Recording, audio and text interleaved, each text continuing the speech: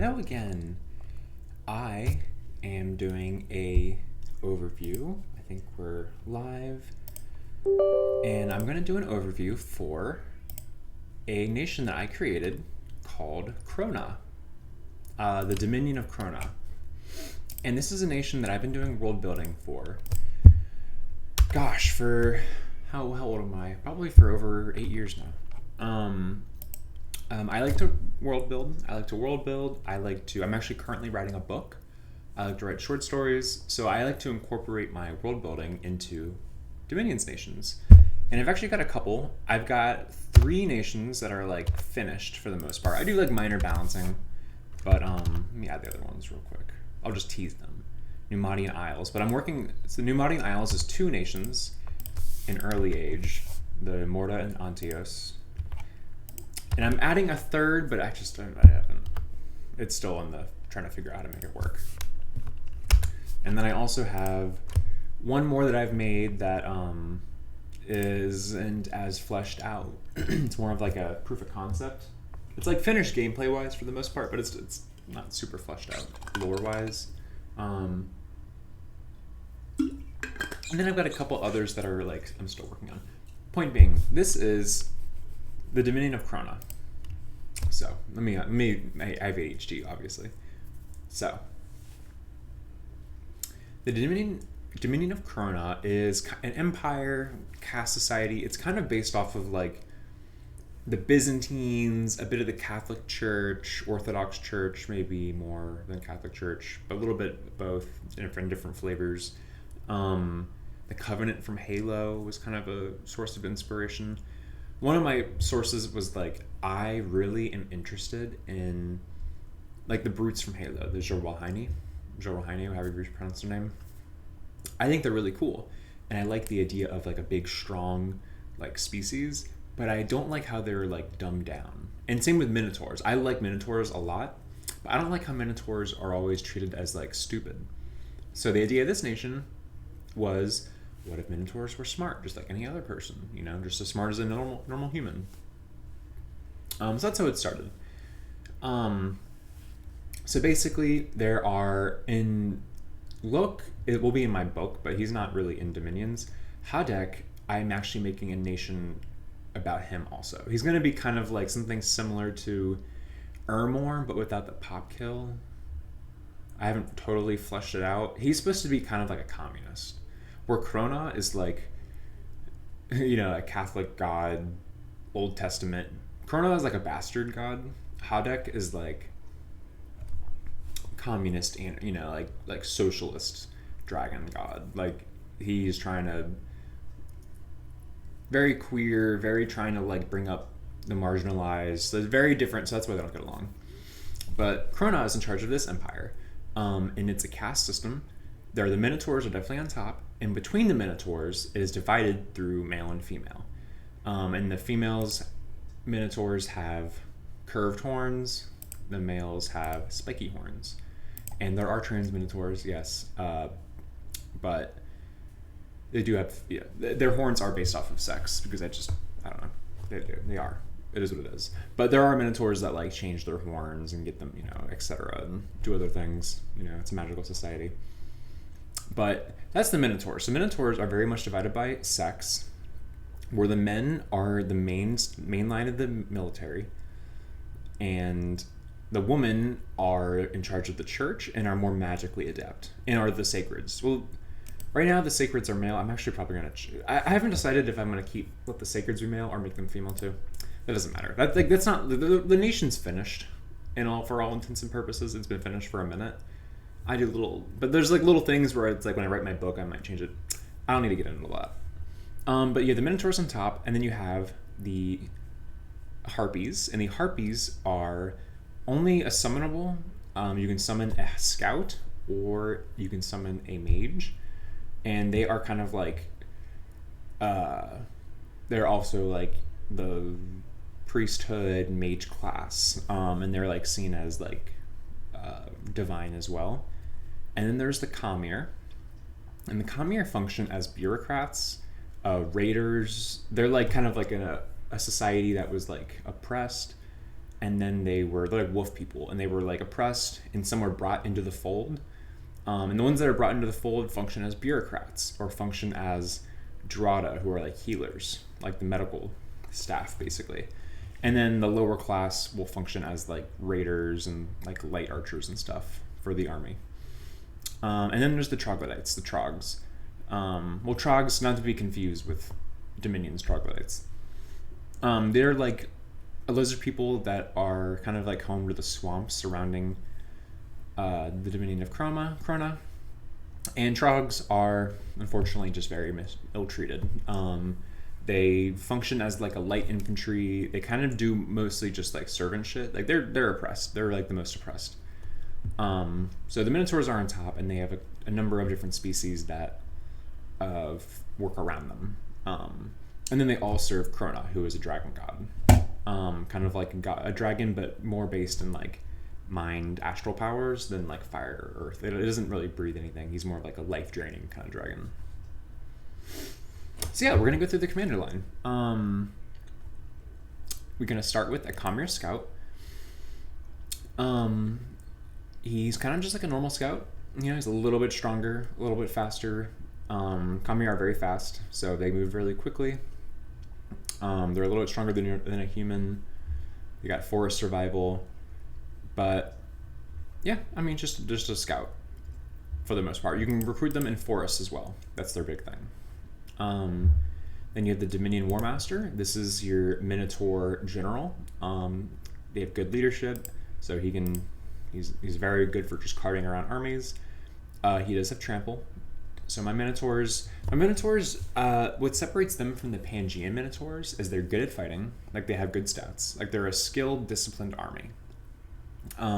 Because I hated how in Dominions, like, I hate how the Pan Minotaurs, even in the late age when they're like trained, their stats are terrible. Like, they're doing 8s and 9s. It's ridiculous. So these guys are like soldiers. Like, they are trained soldiers.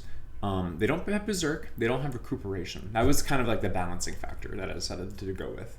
So my guys are more skilled, but they don't have recuperation. They don't have berserk. They still trample, but yeah. So, and because and they have decent armor. The Dominion of Kronah mainly does like scale type armor, leather for the Khmer, and I think also leather for the Trogs. But the Minotaurs tend to use scale armor. And then they have high natural prot. They have like 4 natural prot. That's like normal with Minotaurs in general. So they're pretty tough. This is a pretty tough little general. And they have the classic battle axe. In this world, battle axes are kind of like a status symbol. So only like special units, like a general, like a war master, will have a battle axe. Then you have the Elder.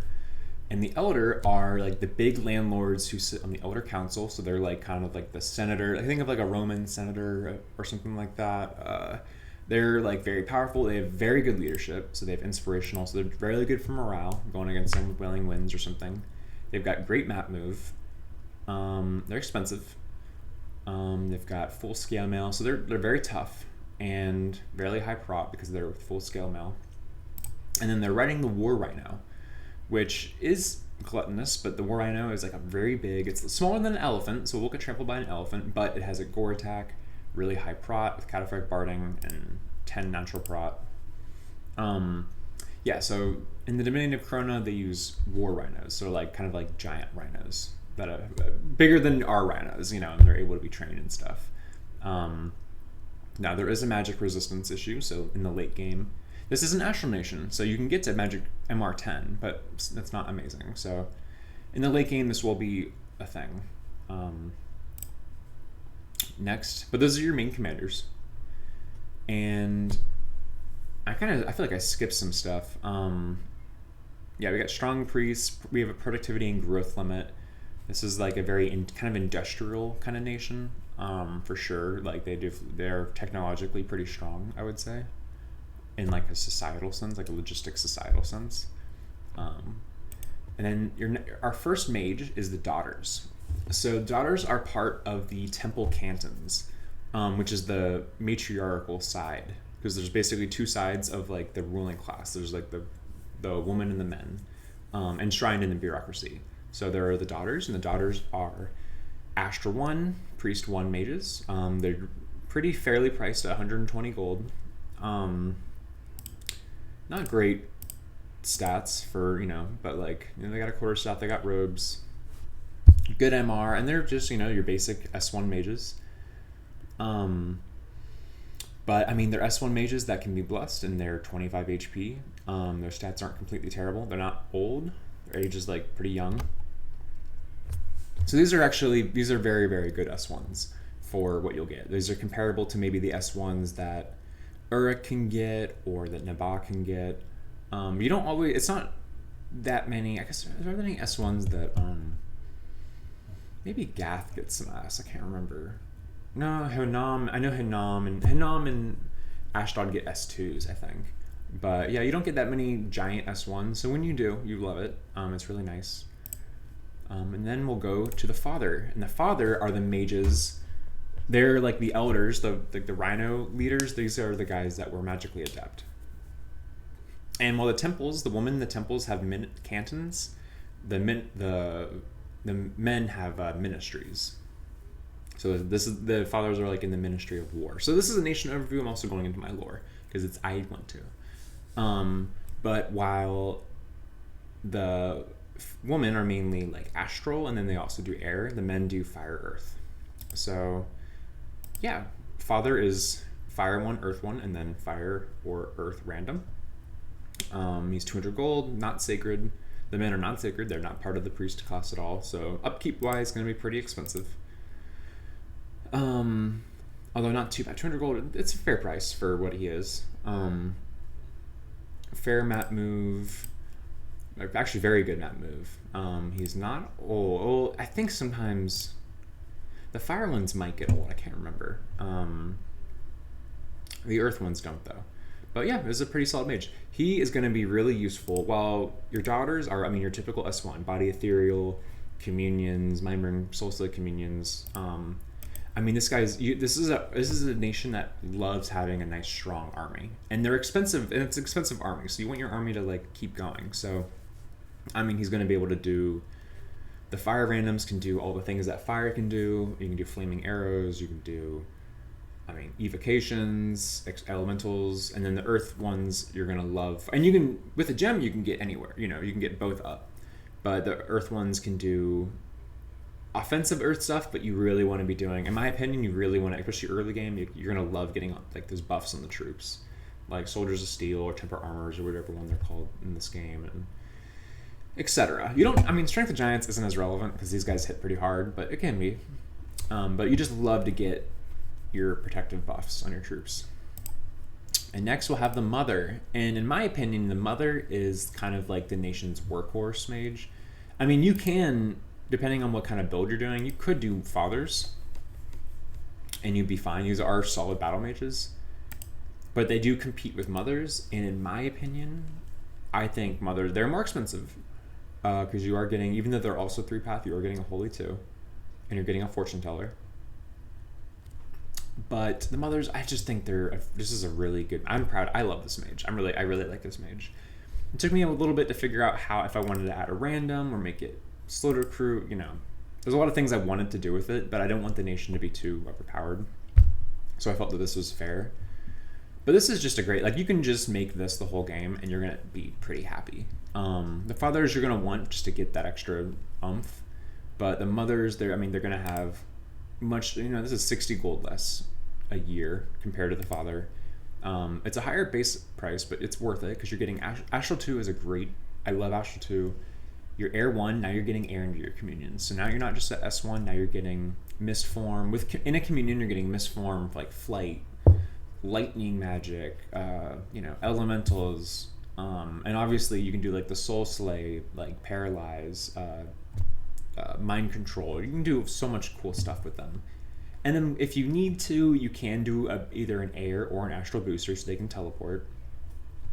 You don't really want to, but in the late game, when you have a bunch of extra items, these people can, the Mothers can teleport.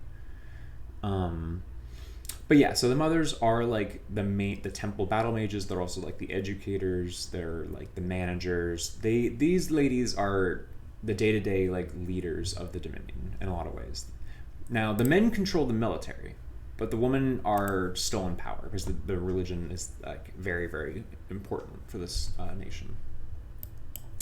Although leadership wise, the fathers can neither of them are really great leaders. They can lead some people, but they can't do formations or anything. But those are your recruit anywhere mages: the daughter, father, mother.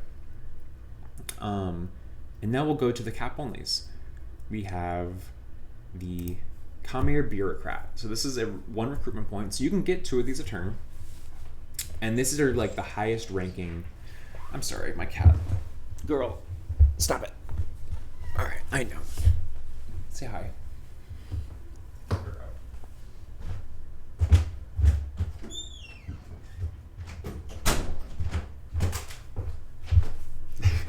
Sorry. She has learned that she can get my attention by like fucking with the computer. She's like, oh, if I pull out the wires and chew on the cables, I give her plenty of attention. She goes camping, she goes on walks. I run around with her. She's fine. Anyway, the Khmer bureaucrat, these are like the highest rank you can get as a Khmer.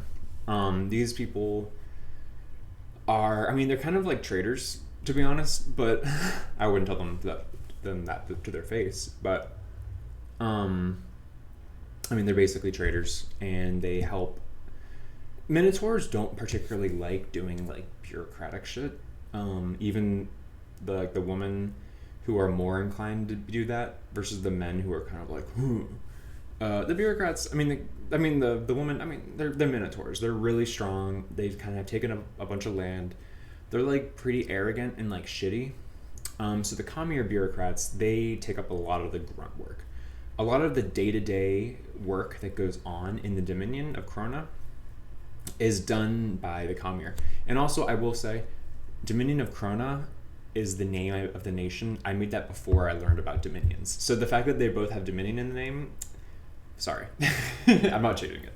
So in this game, I just call the nation Kronah, which is the name of the god. But in the lore is the Dominion of Kronah, or the Dominion. But obviously, the game is called Dominions. But my thing came before this game, at least before I knew about it. So, anyway, so enough lore. 80 gold, you can make 2 a turn if you let out the cap. I don't make that. I make like, for me, when I play this nation, I make like somewhere between maybe 2 to 6 a game. You don't want to make I mean, there's other things to do with your cap. But they're nice because they can do supply, which is really nice if you're fighting Ermor. Because they're bureaucrats, so they can give supply to your armies. They patrol. They're kind of based off of the TNC eunuch, but they're not. The TNC, MATNC eunuchs are recruit anywhere, and these ones are cap only. So I made them a little stronger and like more expensive, but they're cap only, so that's like the trade-off. But they're tax collectors. They're not stealthy though, so this is, the idea is you can kind of have them go with your army, and then if with your army, and then they can keep your army fed. They can patrol if necessary, I don't know. And then they can do a defense organizer, so that they can kind of you can have them go around and raise their province defense and patrol if necessary. They're kind of cool.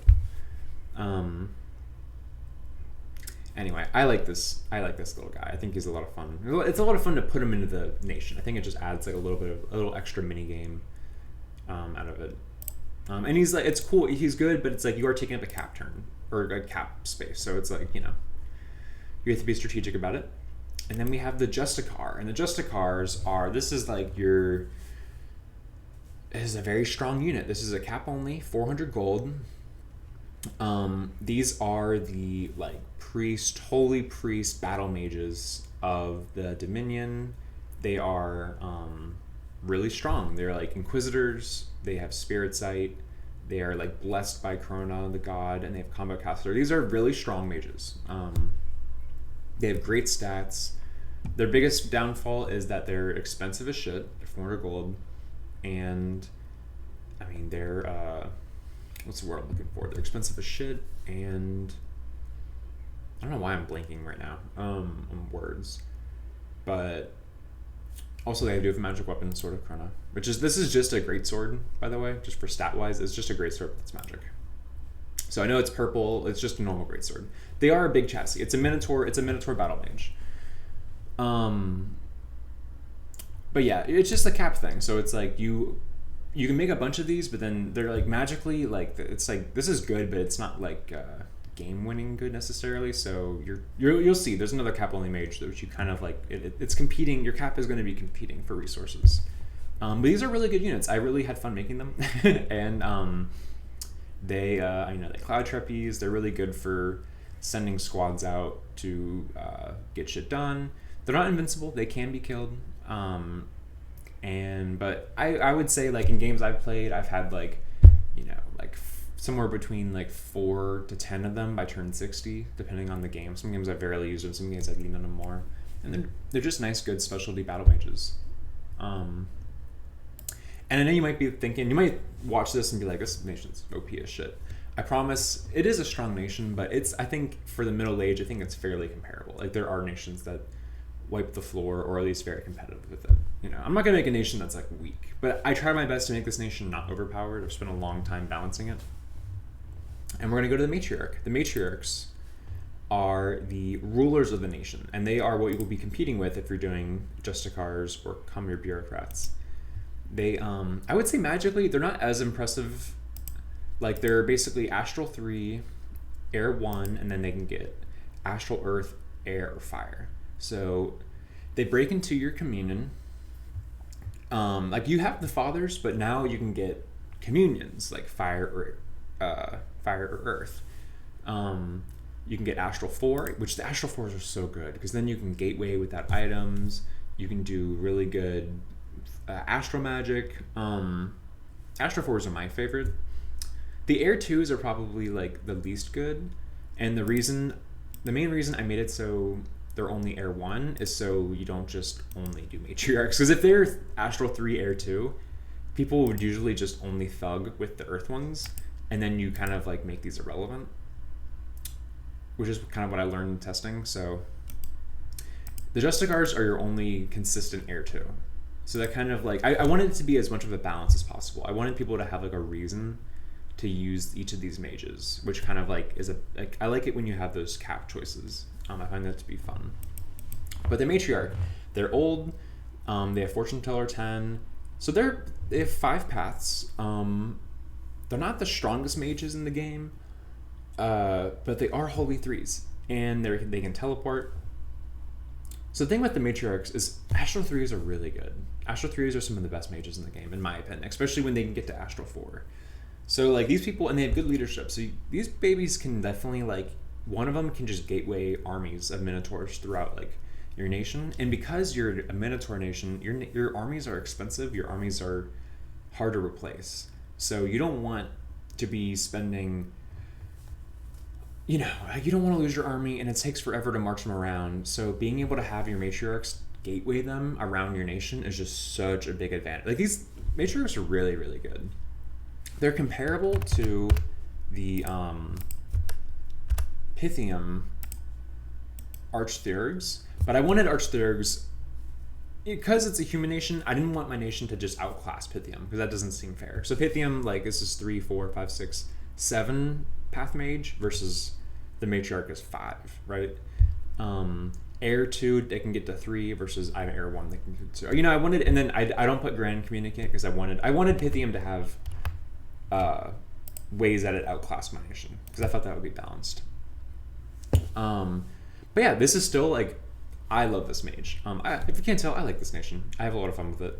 The matriarchs are like in charge. They're in charge of the temple. They speak directly to Kronah. They are the bad bitches that have, and there's an early age faction that I will make eventually where the men are in charge. So it's over like centuries that the women in the temple have taken control of the Dominion and curried favor from Kronah.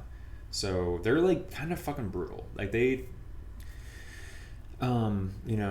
like it's that white feminism shit, that liberal feminism. It's like they want like equality for women, but like in like a fucked up way, not like in a way that's really woke. It's equality for their woman, like Minotaur woman.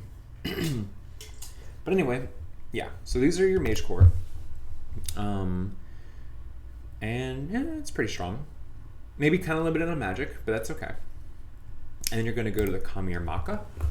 And these are, they are non-fort forest only.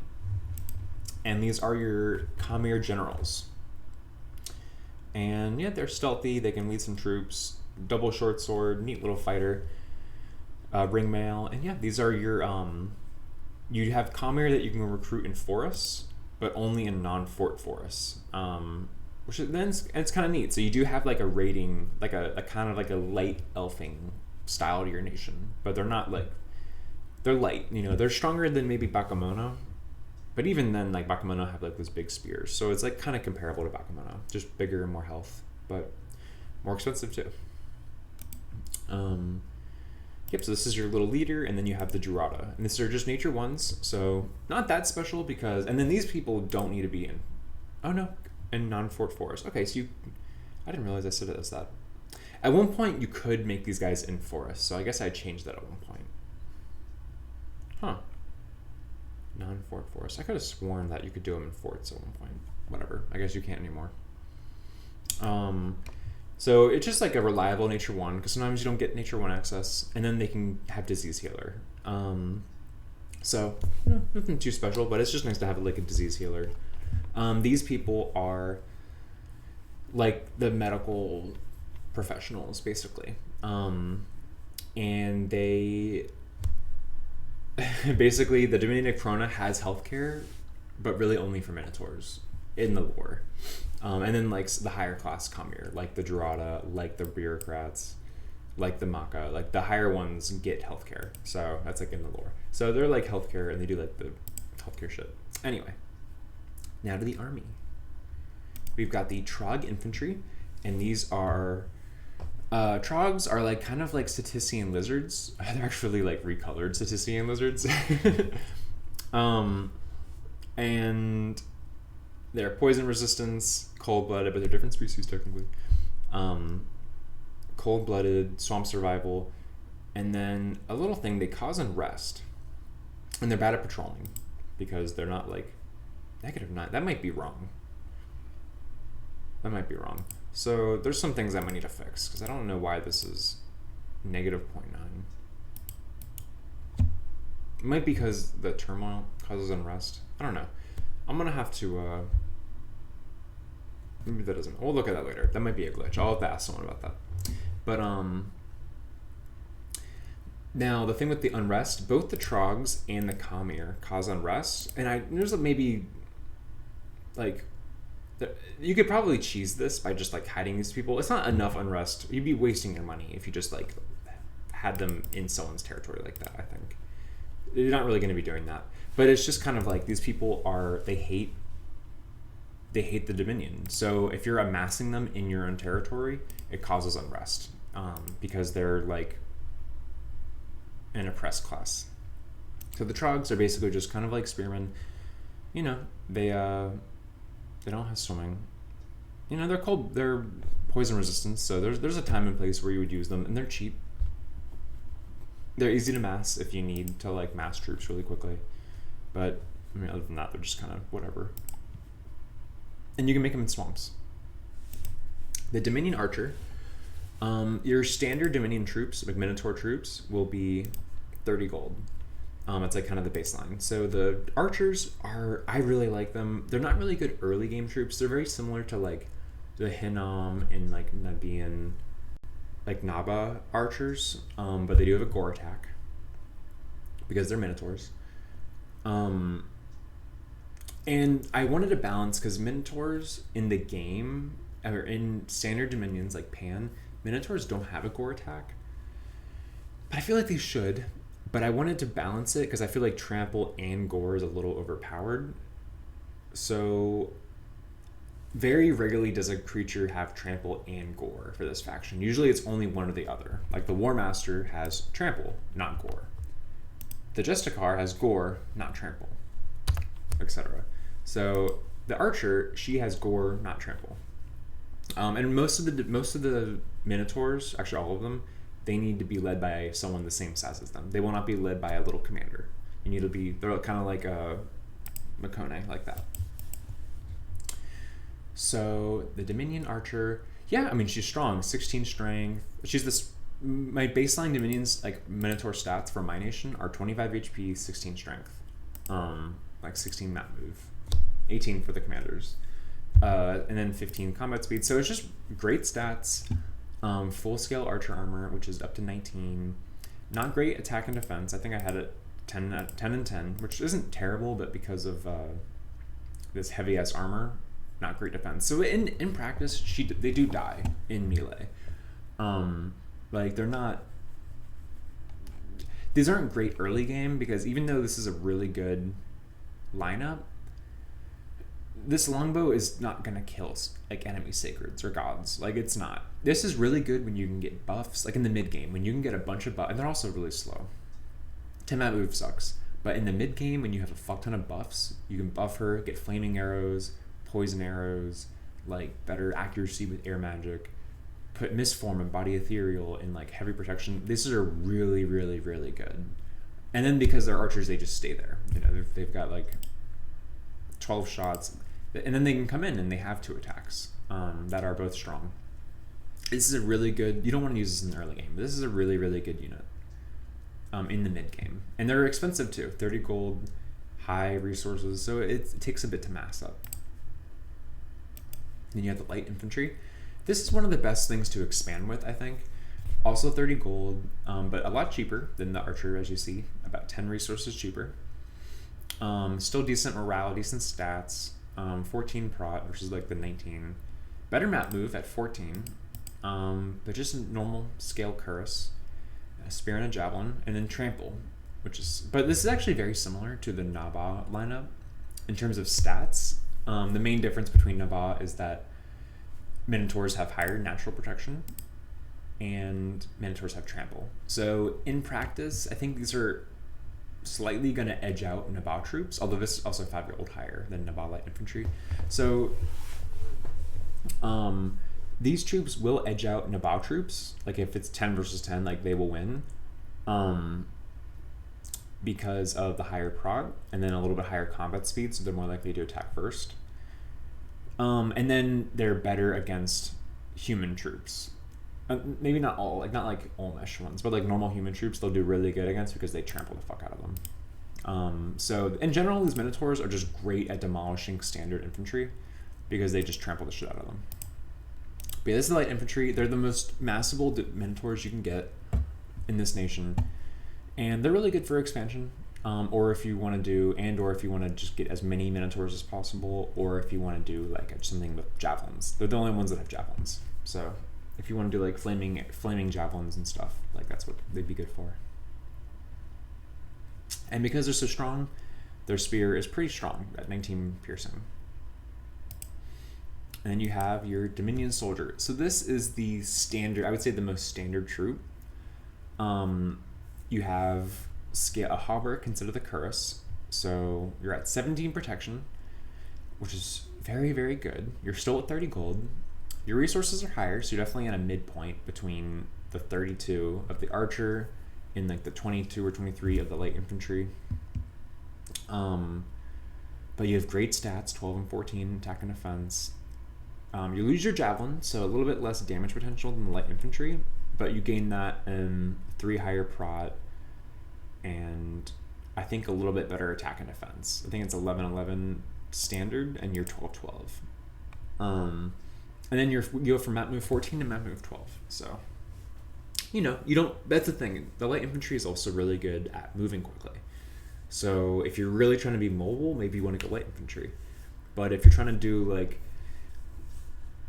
a really solid standard troop, this is probably your best standard troop. Like it's just, you're also trampling, you're still doing pretty decent damage, especially once you have Strength of Giants. This is 23 piercing. That's gonna be pretty good. This is a really, really good troop. All around troop, and you have a shield, so yeah, it's pretty solid.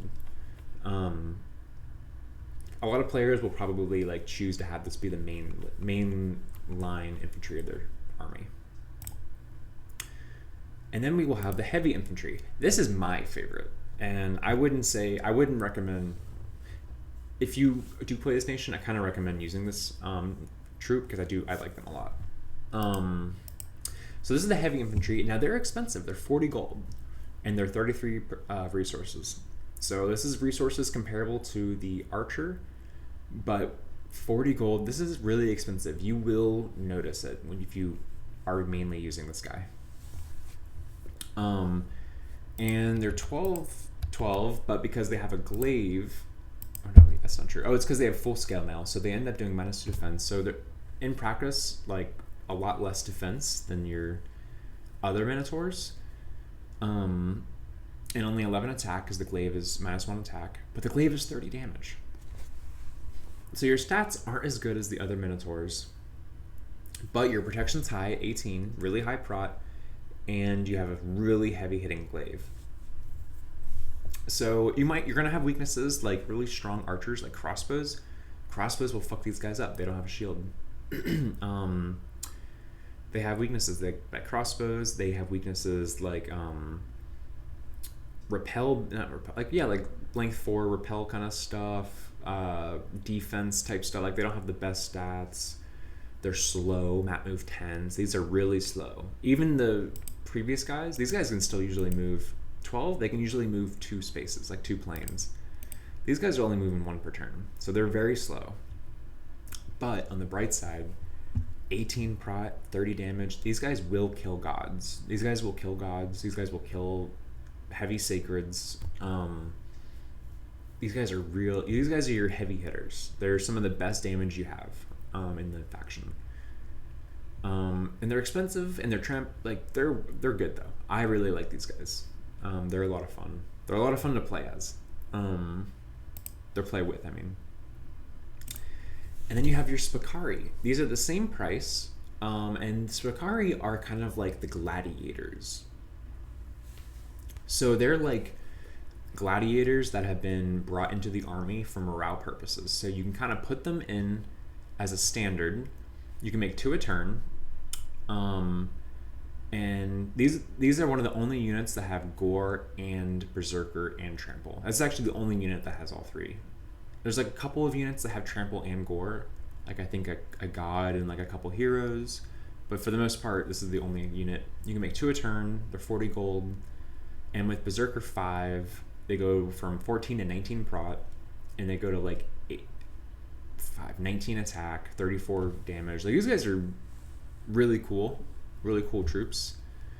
And their whole thing is like they've left the Colosseum. I mean, you can read the lore if you want to, but they've like left the Colosseum, and they're like, the Minotaurs love these guys. You know, it's like, oh, the gladiator champions are here. You know, so they boost the morale, and they're really cool. But you can only get a couple of them. You know, so. But I think they're fun. They're fun. They're fun to have in the nation, I think. They have fairly light armor, but then they berserk really hard, so. But yeah, you can't really, I don't know if you can really make a strategy off of them. But like, you know, you'll have, if you do decide to like make them every turn and you like are careful with them, because if you put them in the standard, if you do that where you put like 1 in a group, like they tend to go up, they tend to run up ahead and die. So what you could also do is just like keep them in the back or some shit, and then over time, like in 10 turns, 1 fort will make 20 of them. So maybe like you'll have like a small elite corps of Spicari by turn 40 that are really, really good troops, but you have like a small elite corps. So you could do something like that, but it would take more time to make them. And then we have the Dominion Cataphracts. These are some of the best troops you have. This is kind of a highlight of the nation. They're expensive, 100 gold, and they have a lot of resources and recruitment points, but it's that rhino we saw earlier. So you got this really big, heavy guy. It is weak to MR stuff. But yeah, I mean, this is your tip of the spear. And yeah, the rhino has a gore attack. The rider has a light lance. And has full scale mail, so like it's a pretty well armed troop. I mean, this is really good. If you try to mass these, it's going to be very expensive. If someone decides that they have a counter to it, it's going to, like, you know, like if you mass 20 of these, that's going to be like your whole army. And if you lose it, you know, if it gets countered by a god, or which it can be countered by a god fairly easy, like you know, a bronze colossus or Really, any Titan with like just some gear like isn't gonna get trampled, isn't gonna care about 19-20 damage. These guys can be countered. Anakites will kill them. There's a lot of things that can kill them. Any kind of magic, really. And if they die, so you want to be careful with them. Like, they are really strong, and if someone's not prepared for them, like, they will just fucking wipe out armies because these are tramplers. But they're not like impossible to deal with, and they're so expensive that like if you lose 20 of them, that's 2,000 gold. You know, like it's gonna really fuck you up. So a good way to use them is like just having, you know, like if you have an army of 100, have like 10 or 5 or 50, you know, 4, 5, 10, however many, just like flanking either in the back or flanking or whatever, and just like have it be like part of your army. So you're not completely relying on them, but like they're really, really good. And then you have the Zealots. These are your Sacreds. So the Zealots are 70 gold. They're also pretty high in rec points and resources. 30 HP, so higher than your average Minotaur because they're, you know, elite Sacreds. And they have a gore attack, no trample. They're bodyguards. They don't have Spirit Sight, but they have magic weapons. The Justigars have Spirit Sight because they're like blessed to fight demons and shit. The Zealots aren't that high rank, so you do need to give them up less. But yeah, I mean, they're good. They're expensive, so it's kind of hard to mass them. Like, even if you have full scales and you've got your caster goal, you're really not going to make maybe 6 at the most, but they're good. I had played a game where I built them like a stats build. It was pretty good. They're definitely, I mean, they're like, you know, they're solid mages. They don't have shields. They're solid infantry, I mean, like elites. They don't have shields. They have a strong sword, so they're very tough. They're very killy in general. But, you know, they can get repelled. They don't have a shield. You know, they're good. They're expensive. If you're making them in your cap, you're not going to be able to make as much shit, obviously. So I usually either, like, make a build that's based off of expanding with them, or I don't touch them. And then maybe I start building them around like turn 20 or something, or 15 or 20, and like, and then it's nice to have like, okay, now I have guys with the shock resistance or something. But like, you know, it's kind of a trade-off. And maybe this is good, but do you really want 20 of them when you could have 60 normal guys? Usually I'd rather just have more troops. And especially because like damage-wise, they're not bringing that much different to the table compared to this guy, right? Protection-wise, the same. Now you can put a bless on them. So, I mean, you can do some cool shit with these guys.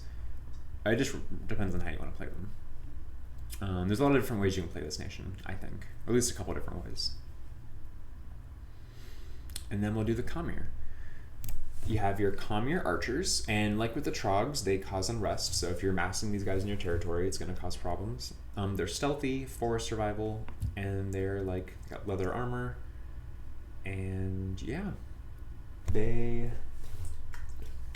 Sorry. Got a dagger and a short bow. And yeah, they're just, I don't really know. They're like light archers. If you want an archer build and you don't want to mass the Dominion archers, you can definitely mass these guys pretty quickly. Put flaming arrows on them. They do die pretty fast. They definitely die in archer fights. Like these guys win archer fights. They have a lot of protection, a fantastic longbow, good strength. Like these guys will win archer fights. These guys don't. These guys don't, and unless you have like some buffs on them, they're not gonna even necessarily kill shit that fast. But they are, you can get a lot of them. So you can get 80 of them. You need to give them a line. You can't have them just on their own because they will get slaughtered. But have like people protecting them, they can be pretty good to have. So they can be like Minotaurs, and then you have the Commune archers behind them. That can be like a really good combination. Like a really good army composite like setup is just like some kind of mainline, like pick your poison for infantry, get some cataphracts on the side, and then get like 100 or so of these guys with like flaming arrows. It's like you got a solid army right there.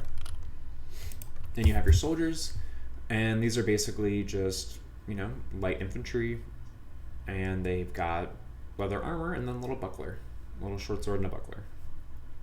You know, like if they're like, if you want some raiders that have a sword and a shield. That's what you get. And the last one are the warriors. Now these other guys, it's 10 gold, 10 gold. These guys are 14. They're still lightly armored, just leather armor. But they have 2 short swords. They're ambidextrous. So they're pretty killy. They've got good stats. 2 16 damages short swords.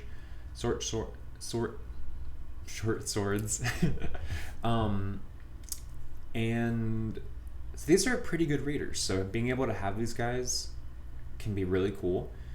I would say they definitely die pretty quickly. So if you don't have any stealthy mages, even these guys aren't stealthy. So it's gonna be hard to get buffs on them. But so figure that out on your own. I don't know how to do that, but have to find some way to do that. Maybe an obfuscate bless or thorn mage. But these guys are cool because they are stealthy raiders that do a lot of damage. So they can die quickly, but so like these guys last a little bit longer because they have a shield. These guys don't have a shield, but they're much more killy. And that's your army. So as you can see, you have a very, very good army. It's pretty versatile. You have a lot of answers to things. And then your mage core is really solid. You don't have as much diversity or like high power. You get 4 in astral. You don't get any 3s at all, other than the astral. So you can get up to 4 in astral, but you only get up to 2 in air, 2 in fire, and 2 in earth, and then 1 in nature. So, it's very strong, but it is a nation that there are tools to win in the late game, but you will be outclassed by like blood nations. Like blood or like, what's another late game nation? Pythium, I'd say, has a bit more tools than you for the late game. You have really one late game trick, which I will show you. But yeah, that's your nation. And we're gonna look at gods, and I haven't decided if I want to have generic gods or just the ones that I've made. I haven't figured that out, so if you have any opinions, let me know. But there's 3 gods that I created. You have the High Matriarch of Thought, and she is the leader of the temple. She's kind of like your rainbow. She has 10 new magic points for new magic cost. She's 140, so kind of pricey, but she's a big Minotaur lady. And she has Fortune Teller, Inspiring Researcher, and Adept Researcher. So her thing is that she can do a researcher build. So you can do like, I'm gonna choose her and then do, let's say like a build, something like this, and cut some shit down and do like that. I don't know, water 3, why would I do that? So yeah, look at that. And then what would we do? Something like Arcane Finesse. This nation loves Arcane Finesse. Maybe Fire Res, Shock Res, Reinvigoration, and then Low Light Vision. So this is a pretty serviceable build. This is an Awake Researcher, so she's researching shit right in the beginning. You've got like a nice little bless. You can do like Wrathful Skies. Your guys can survive fire. Reinvigoration is just a little thing. This is really nice. And then you can go in the caves. These scales are like serviceable. I wouldn't recommend going any lower than this. This is definitely a scales nation. You could do a little bit of turmoil. I don't recommend. You could do turmoil too. I have played this nation with turmoil too. I don't recommend it. You feel it. Your guys are expensive. These are expensive. This is expensive. These mages are expensive. This is an expensive nation. I personally don't recommend. You want productivity. You really want productivity 3. It might even be better to do turmoil 1 with productivity 3. I'm not sure. You should test that out. But yeah, so like most of the Minotaurs are like 19. So even the heavy ones, so it might be better to do like turmoil 1. Something like this would be like a build she can do. So like researcher. And then you could also do something like, oh, I guess people like split it up, don't they? Like nation overview and then like pretender overview. Maybe I should just pause for now. Yeah, my like throat hurts. That's the nation. That's the nation, and then I will do another video where I talk about the pretenders. This is so funny. I'm like remembering halfway through. I'll talk about the pretenders, and I'll go over the summons and stuff when I talk about the pretenders. So yeah, that's that.